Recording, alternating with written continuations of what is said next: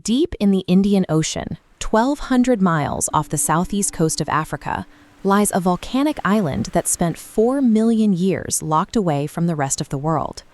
Surrounded by miles of deep water, the landmass of Mauritius developed without mammalian predators. There were no wolves, no big cats, and no humans. Life here evolved in a vacuum. Without the constant pressure of a predator-prey arms race, the animals on this island never needed to develop defenses like camouflage, venom, or the instinct to hide. Generations of birds and reptiles lived and died without ever encountering a predator. Their neurological pathways never developed a fear response, leaving them with no evolved defense against aggression. For centuries, early sketches and historical accounts have portrayed the native dodo bird as an overweight punchline, a clumsy creature that bumbled its way into extinction. Physical evidence contradicts this. Standing 3 feet tall, the dodo possessed a powerful, upright posture. Lacking terrestrial predators, it redirected energy to its hind limbs, developing a keyless sternum and tiny wings, trading flight for a robust frame to navigate the rocky forest floor. As an ecosystem engineer, it used its large hooked beak and gizzard stones to grind seeds, processing and dispersing the seeds of endemic trees across the island. The bird's anatomy reflects a specialization for this niche, where every pound of muscle and bone was optimized for the island's unique flora. That perfect isolation broke in 1598, when a fleet of Dutch ships anchored off the coast of Mauritius.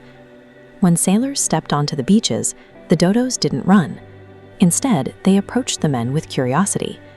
Having never encountered predators, their brains lacked the wiring to recognize a weapon or perceive these newcomers as a threat.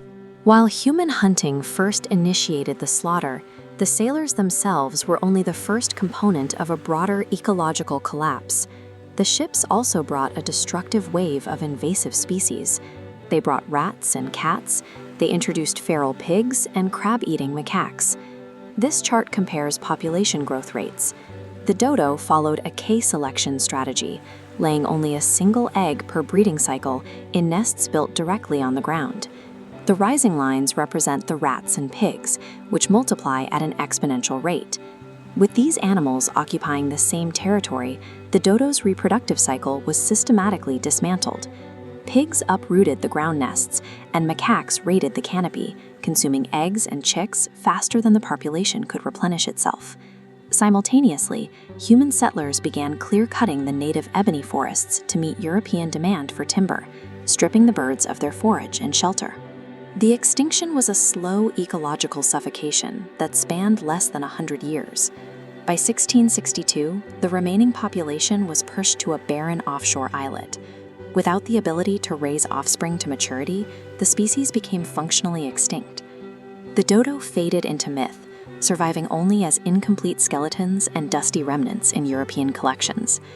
If humanity could erase 4 million years of evolution in under a century, the question now is whether we can undo the damage.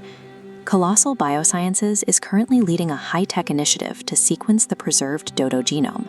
To turn that code into a living animal, scientists are using interspecies surrogacy. They have identified the Nicobar pigeon as the closest living genetic relative and blueprint for the project. At the same time, the Mauritian Wildlife Foundation is working to physically prepare the island by removing invasive predators and replanting native flora. These technological advancements are also being used to create a genetic toolkit for saving living species, such as the Mauritian pink pigeon, which is currently threatened by a lack of diversity. Returning the dodo to a restored forest transforms it from a symbol of human failure into a living testament of our capacity for ecological redemption.